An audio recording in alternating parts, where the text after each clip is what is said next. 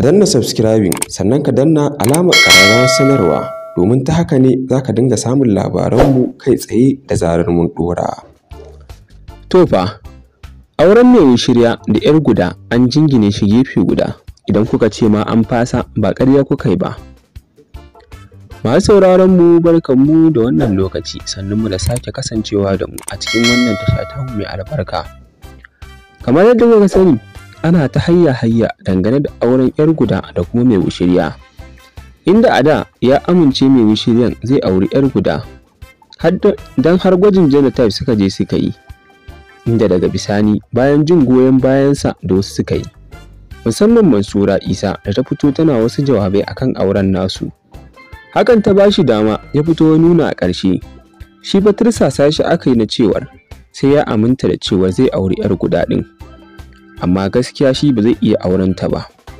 Inda yanzu za ku ji rahoton da hukumar Hizba ta fitar na dakatar da auren nasu, ga kuma rahoton kuɗin saurara. Hukumar Hizba a Kano ta tabbatar da janye auren da aka shirya ɗaurawa tsakanin ɗan TikTok ɗin nan mai suna Idris Maiwu shirya da kuma Basira 'yar Guda. Wannan dai na zuwa ne daidai lokacin da ake samun rahotannin da ke nuni da cewa akwai rashin fahimta tsakanin ɓangarorin biyu.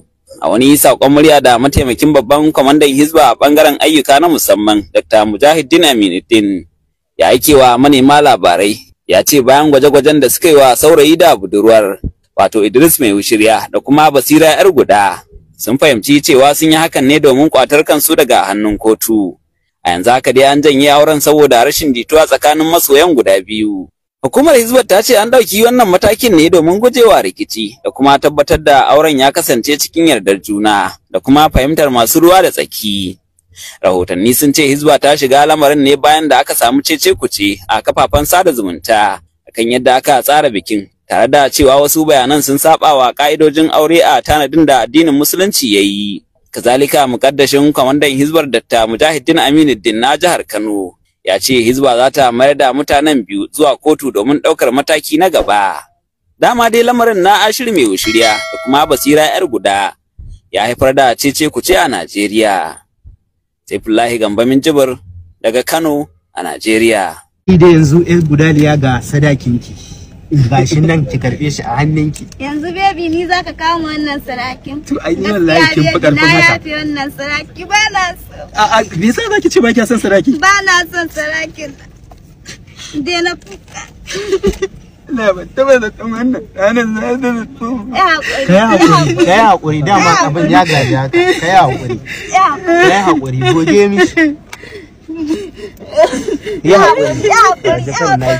Kaga muna da sauran lokaci yanzu mu sauri mu wuce mu tafi can tunda dai ga gudun reception din gudun reception din mutane suna sun burtala sun wuce can mana sun wuce mana kaga shi brodan kuma yana kira na to ni ma ga Ibrahim din wannan din nan an daura fa an daura okay muna gidan su yarinya yanzu ma yanzu za mu to da gudun reception yanzu za mu to gudun reception har da ita ai okay ba dole mu kuntare kina wai su mutane wai sai ka ji wai ana cewa wai alfarmar annabi wai sai ka aure ta, wai alfarmar annabi Allah ya mai da koko masaki, waye mutu waye rai, alfarmar annabi wasa sai ya zama gaske kaza da kaza. To Sadi Haruna ma ta aure G Fresh, kada ku manta ta saki ta barwa Alfa ma ta dauki G Fresh, duk wanda zai dauki G Fresh a matsayin miji kuwa to meye, ai yayi jihadi, ni ma jihadin zan. Ita ma aure aka haife ta, ku daina isgilanci, ba isgilanci bane ni nake yi, janyo ta ne jikina saboda in sa mata farin jini, farin ciki kai. Amma kun zo kun zauna kuna wani magana wai alfarma annabi sai na aure ta, iri na aure ta shikenan ni. To Sadi Haruna mata aure G Fresh, to bature har kunkuru zai iya aure. To aka samu bature mata aure kanta da kanta kuma tace tana neman a raba auren bare ni idan naji abu bai min zanzan ba, yanzu sai in sa a datse igiyar auren. Minti nawa ci ta lafiyayyu ma ake yi ake bare mu na kasassu daga ni har ita. Za ku zo kuna cewa wani wai menene na rantse da Allah da ya halicce ni sarai sai in aure ta. Ni fa zan zauna da ita. Me a ciki 'yar Guda ɗaya ku ai duyi ce. Kun san irin baiwa da Allah ya tattare musu a jikinsu kuwa? Wa'annan yaran da kuke wa'annan manyan mata ne fa da kike ganin ta fa wannan fa. Ku gari a kwana biyar da ta girgiza media. Ita kadai ake magana 'yar Guda ɗaya. To sai me? Wallahi sarai sai in aure ta. Me a ciki? Menene a ciki?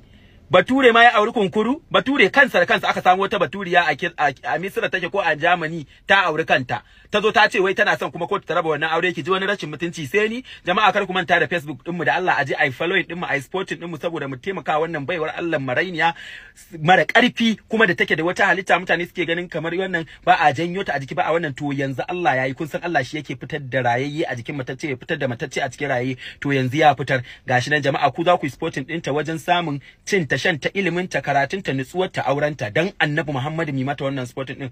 Ga account din mu na Facebook saboda mu ma mu je mu dinga fafatawa a cikin Facebook din nan kamar yadda ake don dalar Roma arzikin nan baiwar Allah nan ita ma ta shiga cikin arzikin ku kamar yadda kuka yi supporting din ta gurin daga ta. Allah ubangiji duk abin da to wannan kenan. Kun ji rahoton namu da muke dauke da shi dangane da jingine batun auren yar Guda da kuma Maiwu shiryan. Shin me za ku ce akan haka?